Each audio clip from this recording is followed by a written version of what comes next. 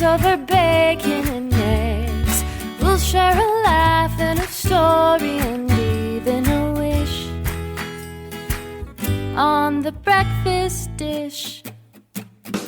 Bop, bop, bop, bop, bop.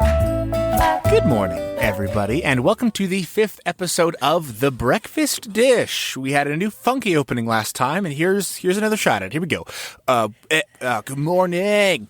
It's my radio voice. Good morning, everybody. Welcome to the 5th episode of The Breakfast Dish. The Breakfast Dish, I'm so sorry, was, of course, based on the cultural phenomenon that was the breakfast series on Karen Johnson Diamond's Facebook. Karen, how are you? Hello, I am great. I really enjoyed that opening. I really enjoyed being your mother. It was just way too long. I could have shut it down way earlier. I was about to join in and then you quit. The Breakfast Dish has been made possible by the Calgary Arts Development Authority, the Calgary Foundation, and the Rozsa Foundation. And for this episode, we are joined by someone very special. We are joined by none other than Kimmy Beach! Kimmy Beach. Hi there. Yeah. Can we do your radio voice? I know you have a good one. Well, I do actually. I do. Do it. Welcome to Radio Kimmy, all the time. Radio Kimmy is really good. 99.5. Mine is my go-to is radio voices like those 9 a.m. jock jam radio DJ that do have the pad of sound effects. Welcome to 97.3. Oh, the 3. Yeah. Ooga. Yeah, that's right. Wah, wah, wah, wah, wah, wah, wah. Mine is 3 o'clock in the morning on a university radio station. And that was Neil Diamond singing Sweet Caroline.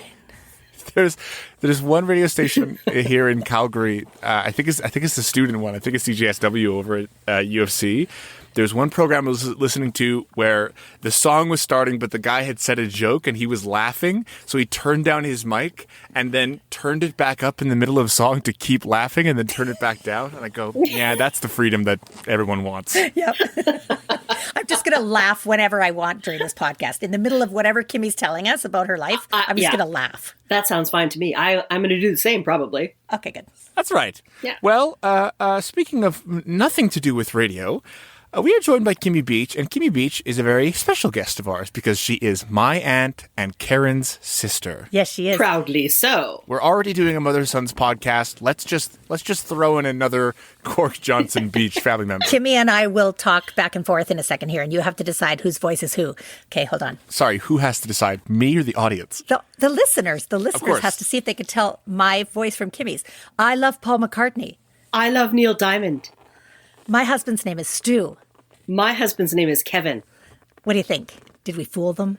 Are you asking me? I doubt it. Yeah, we get. All right, everyone, go onto your phone, open your apps, send in your votes, tap those buzzers, and we will get back to you. thebreakfastdish@gmail.com. Is that right, Griff? That is our email address. This is where we'd like you to email whose voice was who. I think you guys will have 2 different audio qualities is the thing. Oh. Yeah, probably. All right, we've been goofing around enough.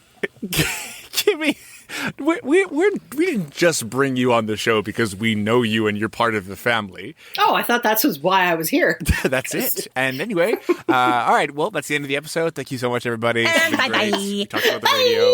This is kind of a different one for the Breakfast Dish because it's not even so much content to consume or view. It's more so to help people who are making content, which I think is equally valuable in terms of Kimmy Beach editing. Oh, that's a cool way of putting it. Yeah. I would agree with that. I'm going to back up.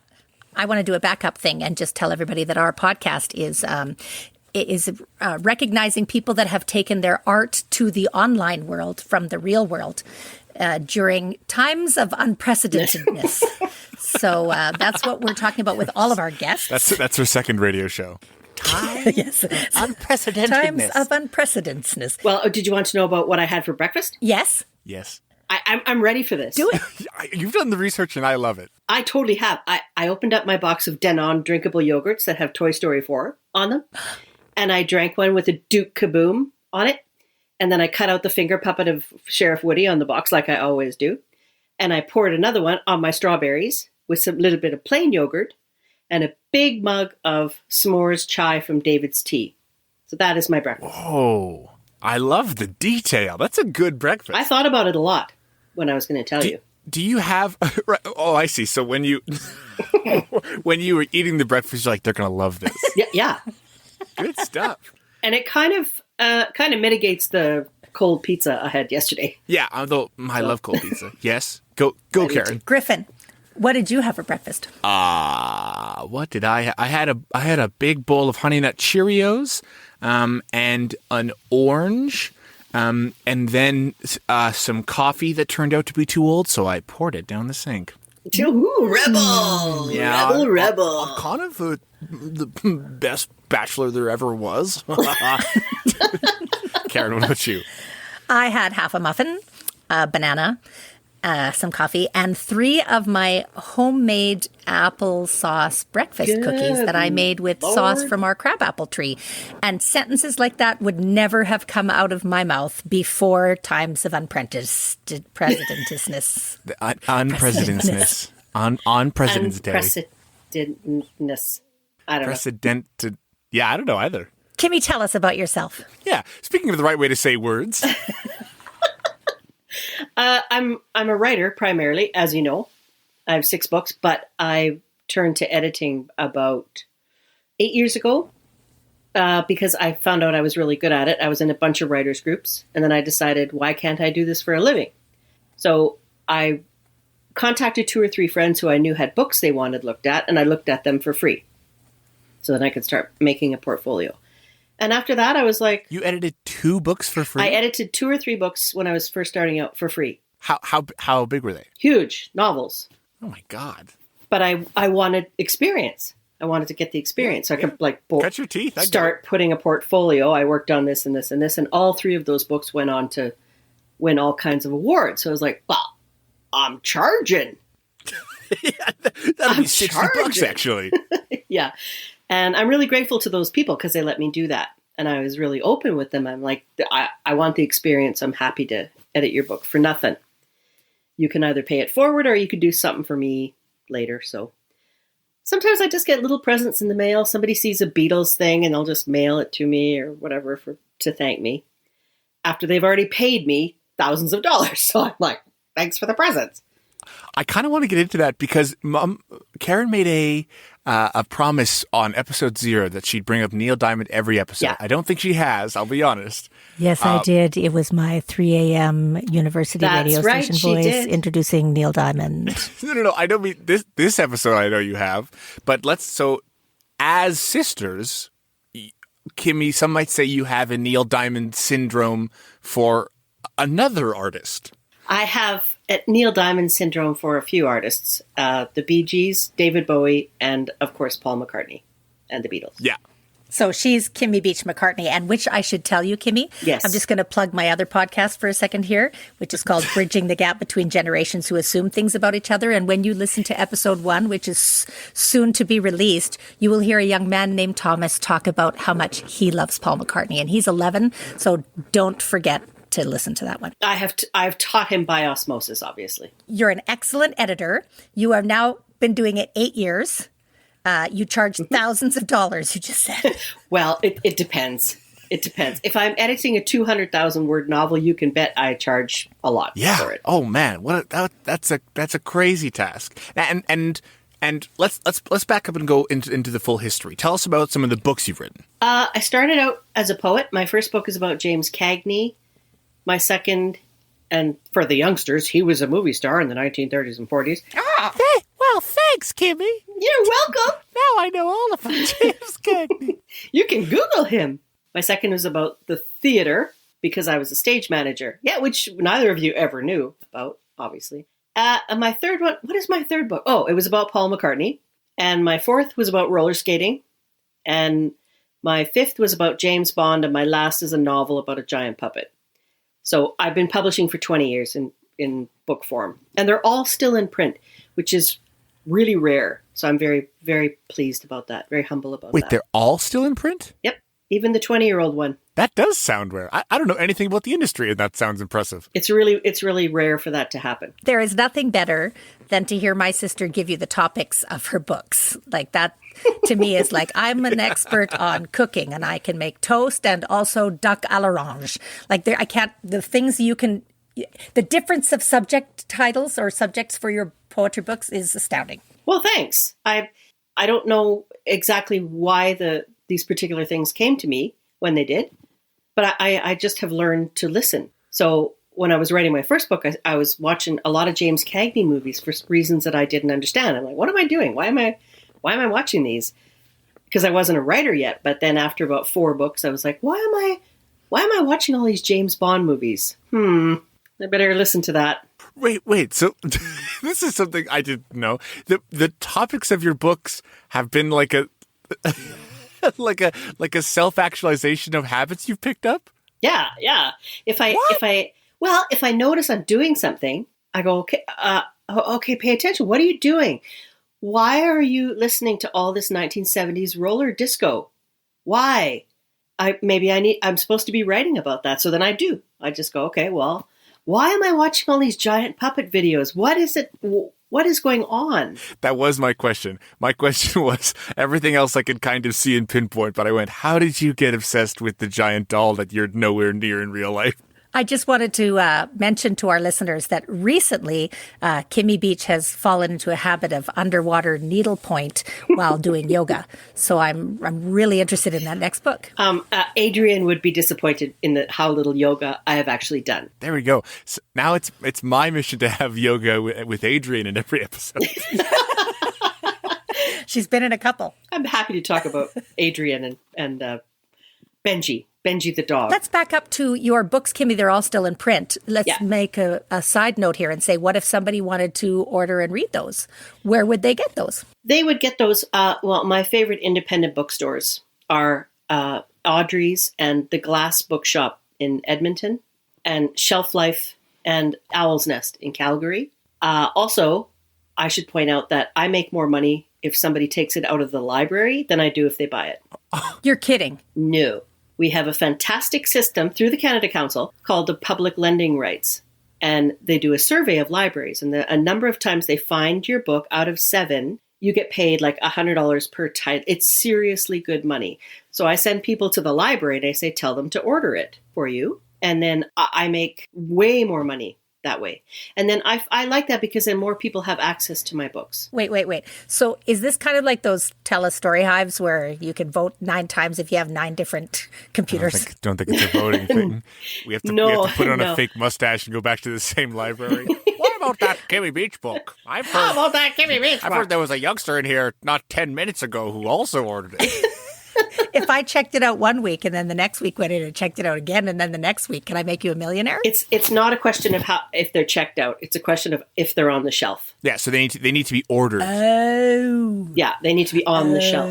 So it's an independent body that surveys libraries around the country. And if they find it X number of times and you get less money the older the books are. But to me, it's the most accessible way to get at my work. So everyone can do it. Not everyone can go and buy books. That not everyone can afford that. So not only is it accessible, if there's anybody out there who's benefited from Kimmy's editing or any of Kimmy's advice or Kimmy's work, she doesn't want Paul McCartney keychains, okay? You got to go to the library. You got to put it in order, all right? Listen to me. It's a good idea. This podcast may or may not have benefited from Kimmy's editing experience, I think. Listen, Griffin's all about breaking news, okay? I'm trying to shatter the barrier, you know.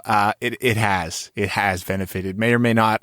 There's no fake news here. It's May. Absolutely. Thank you. So what I'm saying is we got the grant to start this podcast because of Kimmy Beach. You guys are way too good to me, for heaven's sakes. Well, it's true. No, we started this podcast during weird COVID times. No. That's not what they're called. What are they called? The unprecedentedness. Times of unprecedentedness. Unprecedentedness. Kimmy, how have things changed for you as a writer during this time of isolation? And how has your editing work changed? You may have noticed on Twitter that I respond to a lot of, hey, writers, what kind of writing are you doing during the pandemic with what is writing? I'm spelling all the words wrong to indicate that I have not been writing. That's right. And also, what is reading? What is reading? Yeah. This indicates that you haven't been writing? No, I haven't. Just my blog. And it's okay. I'm not blocked. I don't believe in being blocked. I think I just don't want to right now. Right. Who does? Well, lots of people apparently, because... No, I meant I don't want to write about if this was a habit. I'm saying like all of a sudden you're like, why am I staying home so often? It's probably because of pandemic, and then you end up writing a book about the pandemic. Don't do that. No, I've told all my authors, whatever you do, don't write a book about the pandemic, because the guy who writes Jack Reacher, the Jack Reacher novels, is called Lee Child. And I read something by him that said, if you can see the bandwagon, it's too late to get on it. And so the market in about 4 years is going to be absolutely glutted with pandemic novels. And the books will just get completely lost in the shuffle. I'm actually thinking of writing a sequel to Nuala, my giant puppet book, next month, because I don't have any work. So I'm thinking next month I might just knock out a first draft of a new novel, maybe. But have you ever done a sequel to a specific book in your series, like a specific sequel? No, it would be the first time. How do you do? Is it another big puppet? Is it about the same puppet? Does Nuala have a brother? Do you know the beautiful thing? The beautiful thing, Griff? I have no idea. That sounds crazy. I'm just going to sit down and go, okay, typity, type, and see what happens. I honestly don't know. There's a few people in the theater community who I've seen post some things, kind of feeling the same way of just like, I don't want to go see a play about COVID. We can explore like the ideas of like isolation and, time for yourself and self-actualization, but anything actually about the disease, yeah, I don't want to see soon. No, nor do I. You know what's going to go? It's what's going to sell people. The bandwagon hasn't gone on this yet. Is sourdough bread recipe books. Get on that, because everyone's going to want that now. But now, Kimmy, you said you have no work next month, and yet this month you're totally booked up. So how is it changing back and forth with the editing calls? I think I do spend a lot of time organizing that in terms of my time management, so that I stagger my projects so that I can focus fully on. I have 3 right now, but I stagger them, and I go, okay, 10 o'clock in the morning, I'm done with this one.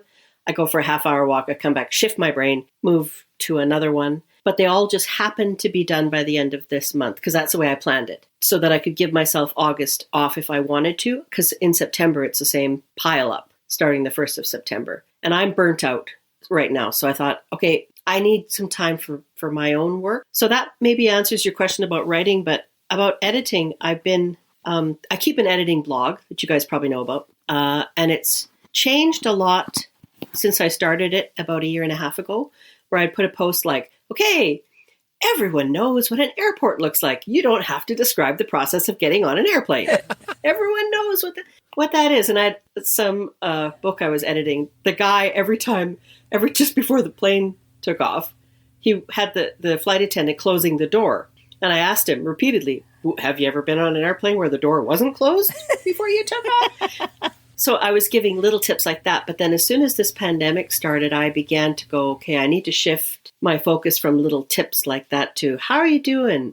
Are you getting anything done? This is how I'm feeling. This is what I'm getting done or not getting done. And that's been really helpful, I think, for me, but also for my readers.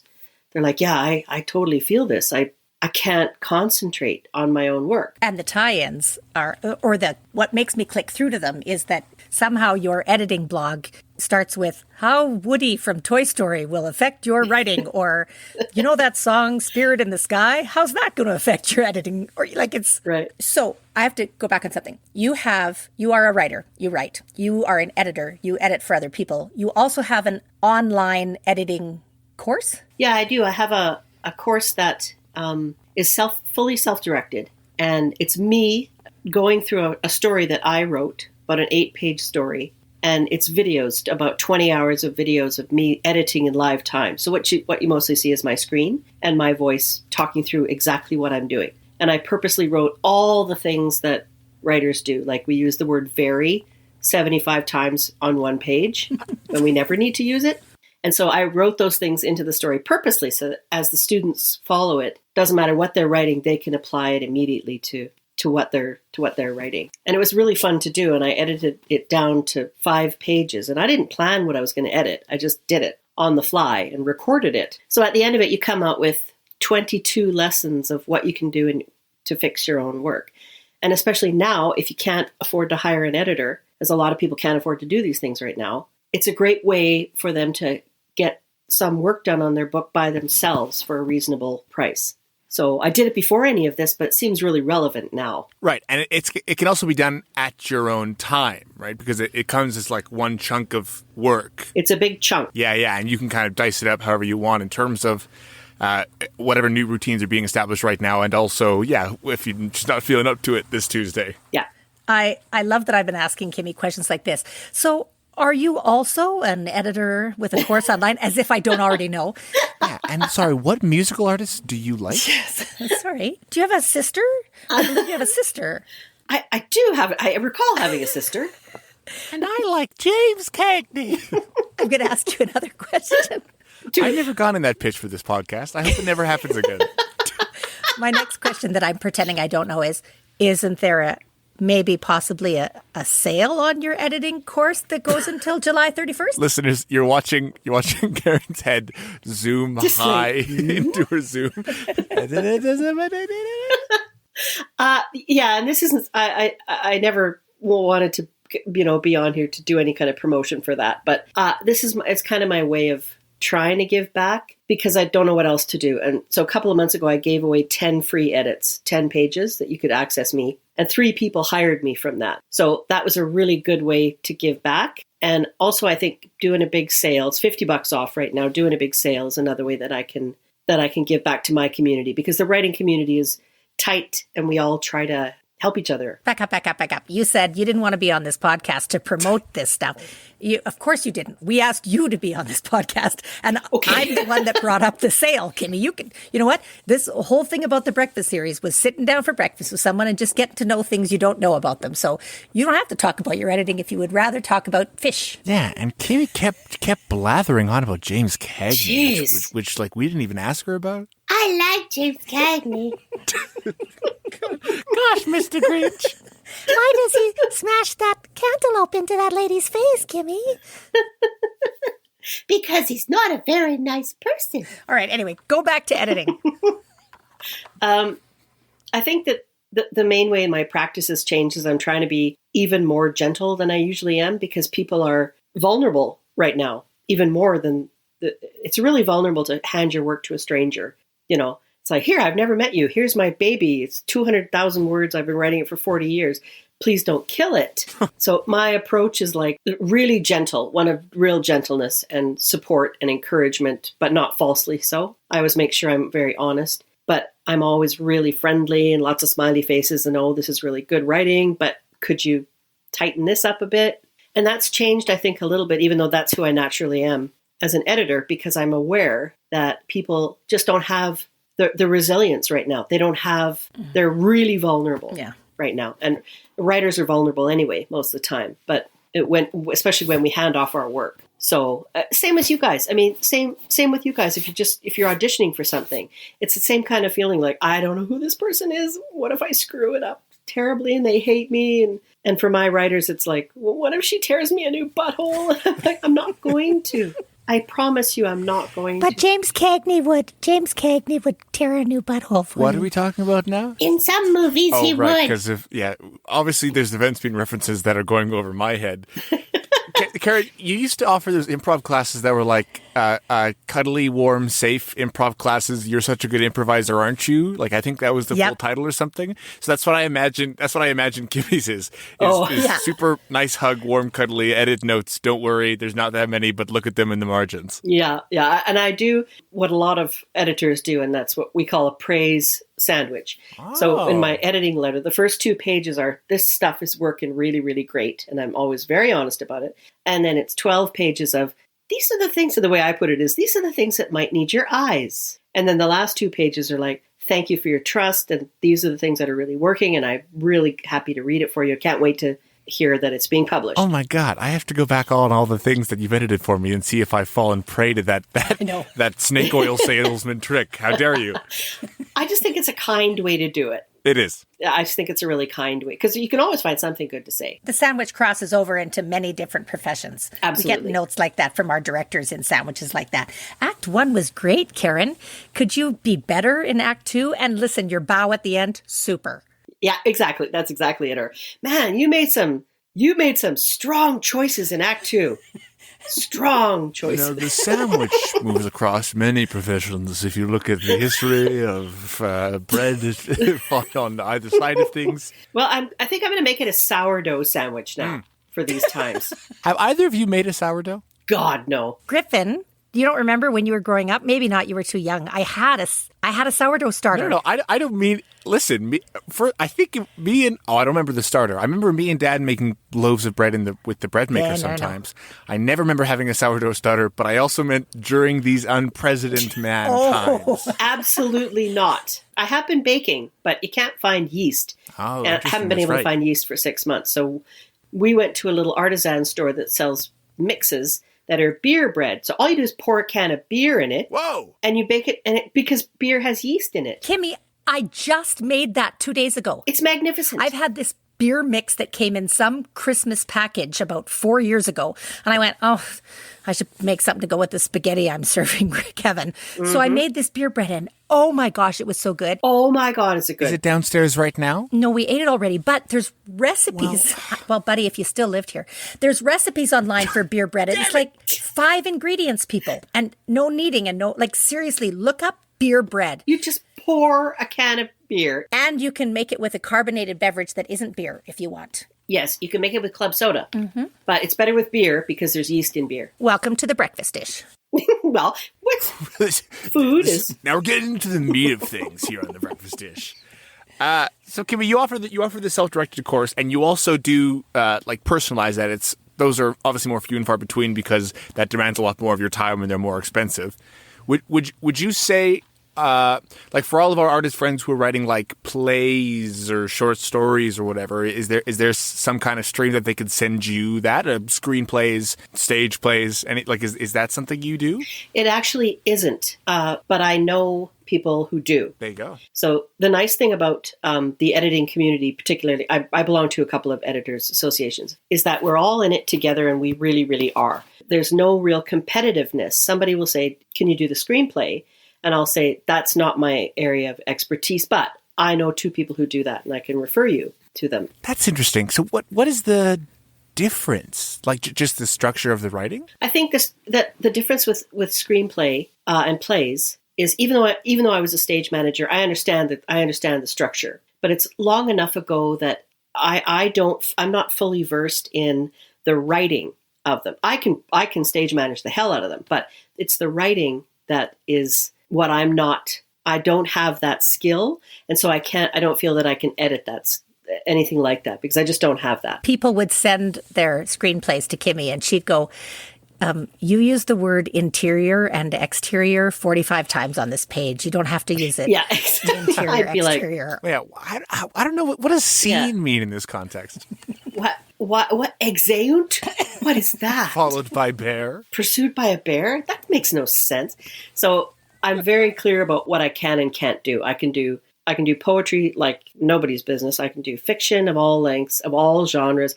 I edited a vampire, werewolf, changeling, young adult dystopian novel last year. Bring it on. Oh, wait, that was Bruce Cinnamon's story? No, Bruce Cinnamon's story is a genre unto itself. It's magic realism and alternate Edmonton. Nothing like it exists.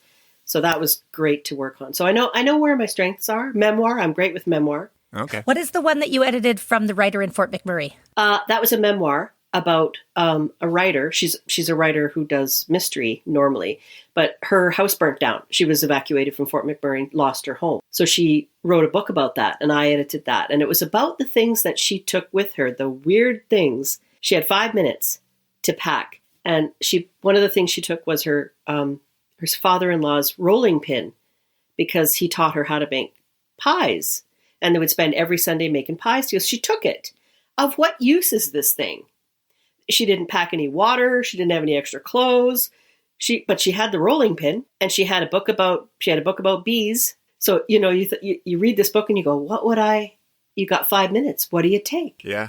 Kimmy has just given me this book, and now I want to read it. But Griffin, you might be able to, as the producer and technical wizard of this podcast, The Breakfast Dish, you might be able to link to some of these books we've discussed in the, that part with the words that happens under the part where you hit play for the podcast.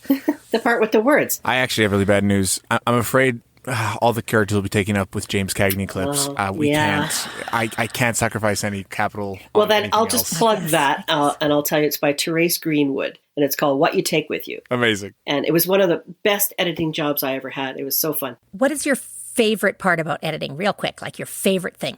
I love it when an author responds to a comment that I've made saying, oh my God, I can't believe how keen-eyed you are. I totally miss that. I just edited a poem about a guy who sees a guy with a tattoo that says Ezekiel 151. And I looked up Ezekiel 151. It doesn't exist. Ezekiel 1 ends at like verse 30. So I said, what's your Ezekiel thing? And he said, oh my God, you are so sharp.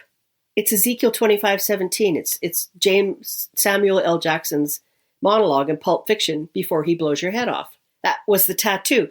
And it changed the whole book practically once I figured this out. And he was like, I never would have figured this out without you. Because I fact check. I fact check absolutely everything. Like, what is Ezekiel 151? And I'm in my Bible and it's like, doesn't exist. So that. Do you find, maybe I'm reaching too much. Do you find that your stage managing history like lends itself really well to the attention to detail that you need to have for editing? Absolutely. Am I trying to put too many things together? No, you're not. I call on my organizational skills and my close reading skills from stage management. Absolutely, I do. Every day. Ah. Every day. They're totally connected. I'm just going to pitch this for readers. Kimmy's second book, Alarum Within, which is about her time as a stage manager. You just have to read it. It was twice turned into a stage play, I think, adapted for the stage. But here's the thing, you have to... I didn't know that. 3 times, actually. I want to read those plays. Yeah, out in Toronto and in Red Deer. 3 times, Kimmy? Yeah, 3 times. There was a recent adaptation that I didn't see, but I knew that it happened. Yeah. I want to read it. What's It's it great. called? I got it downstairs, Larry Griffin. Oh my God, it happened. It finally happened. Dear listeners, here's the thing. She was doing so good up until this point. She really was. Whenever literally, now Kimmy's one of the worst for it, but whenever my mom is around literally any member of her family on her side, she refers to me and my uncle and my father and sometimes our dog and interchange our names all the time. But the worst one is me and my Uncle Larry. Yes, it is. I can't believe it happened. I'd never called you Kimmy before. That's the first time I said Kimmy. But to be fair. Oh, I didn't even know you were referencing me. Oh, that's good. That'll be good on the playback. I have it downstairs, Kimmy, Larry, Griffin. But finishing that thought is that in that book, my favorite piece in that book is Kimmy writes what she imagines the director's notes should be in the front of a production of Oliver. If you were reading the program for Oliver playing at Christmas, like it's genius, it's divine. So if you've ever seen Oliver, try to imagine seeing it at Christmas time and read her program notes. They are brilliant. Oh, thank you for saying that. Because you know what? That is actually my favorite poem in that book, bar none. And that's the one I pull out when I do readings and stuff that's the one I pull out, is the director's notes from Oliver. Please, James Cagney, Can I have some more? No. Griffin, I factor in there. There was, when I went to see it in Red Deer, there's somebody playing me. There was somebody playing Mom. There was somebody playing Stu. Like we factor as characters What? because I was at school with Kim when she was a stage manager. Wait, but sorry, when you say factor in, you mean like there's characters named Stu and Karen and Sandy? Mm-hmm. Yeah. What? There's a And play about my family and I didn't know? I auditioned for it and I didn't even get the part. I know. You're going to have to hit the bookshelves there, Griffin. It's downstairs. Is there any other plays about my family that I don't know about and I have to find out on my own goddamn podcast? Just Neil Fleming's. There's poems about you. Poems I know about, but plays? Well, it's not a play, though, is the thing. It wasn't a very successful play because I never wrote it that way. It went on stage deeply flawed, but I was extremely flattered, of course. Yes. So wait a minute. So when you say you have it downstairs, do you have like a printed out copy or had it been published? No, I have the published poetry book. I don't think it was ever released as a play. I see. No, it's not. It doesn't exist as a... Well, Larry Reese has a script that I collaborated on. Larry Reese, if you're listening, we need a copy of that script. It's actually just it's just the words. All it has is staging and lights. So they just attributed the poetry to characters. Yep. I see. All right. Okay. There was a guy playing Stu. There was a woman playing me. And in Ontario, the woman playing me was constant. But in Red Deer, 6 different actors played me throughout the play. Oh, that's kind of neat. And Griffin, we know Ksenia. Was it who was in the Red Deer production that Mari Berg? Mari Berg? No, Mari Chartier. Yes. Mari Chartier. Also Taylor Chadwick. Yeah. What? Wow. That's how I know him. Taylor Chadwick from the What It Is podcast. There you go. Yeah. Oh my God, I'm going to tell him we had this conversation. Speaking of this conversation, we're actually getting close to our wrap-up time, Kimmy. Oh my gosh, this has been fun. It went really quick. I know. Now, we like to do the kind of layman's terms instructions on how to get to your content and offerings. Where do people go? What buttons do they click? Like, break it down real simple. Okay.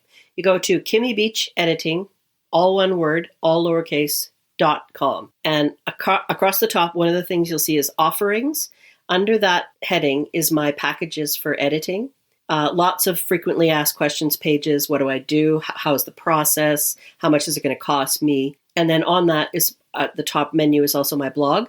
And if you click shop, you'll come to my self-editing course. And hopefully soon there'll be another course there. I'm working on one right now. Ooh, what's that course? What are you working on?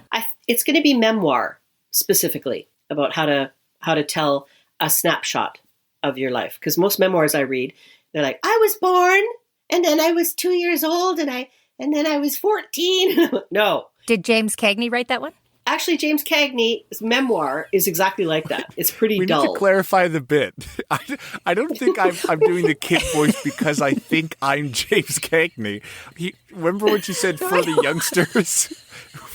I was pretending to be a youngster. I wasn't trying to be young James Cagney.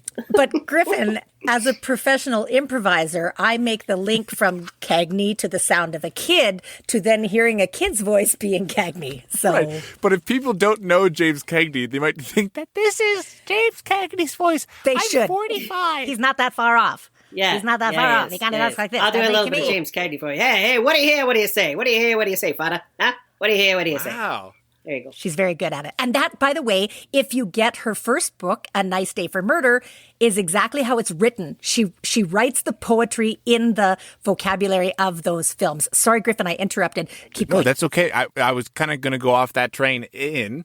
Where can they buy your books?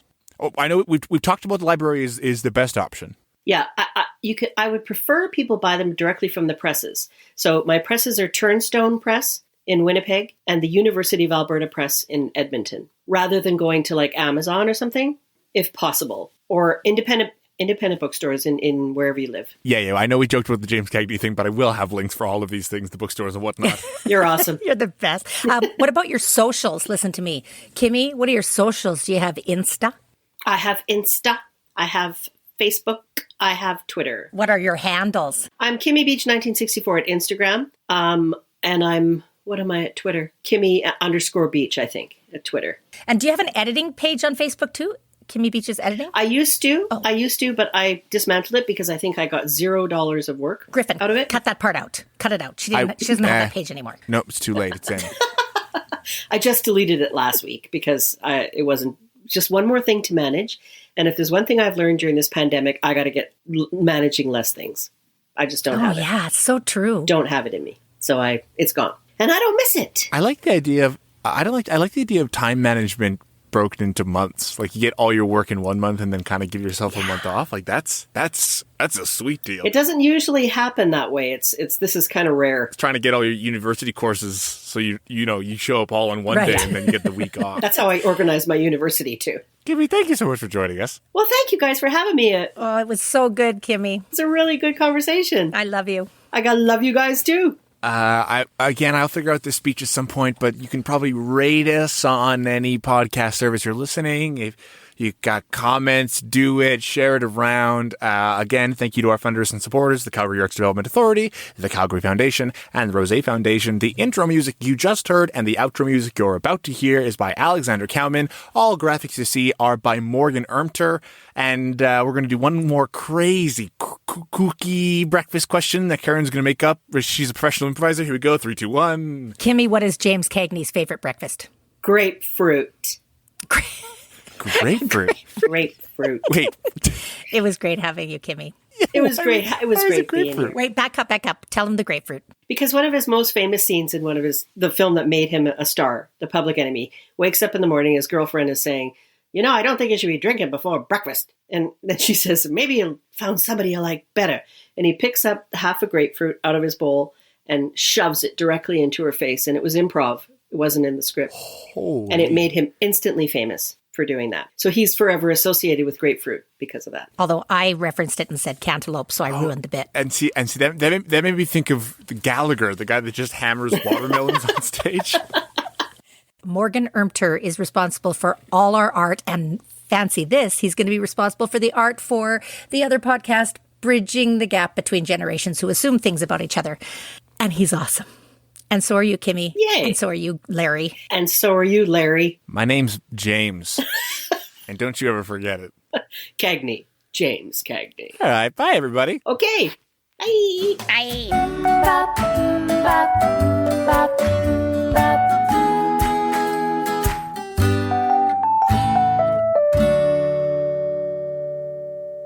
This has been The Breakfast Dish.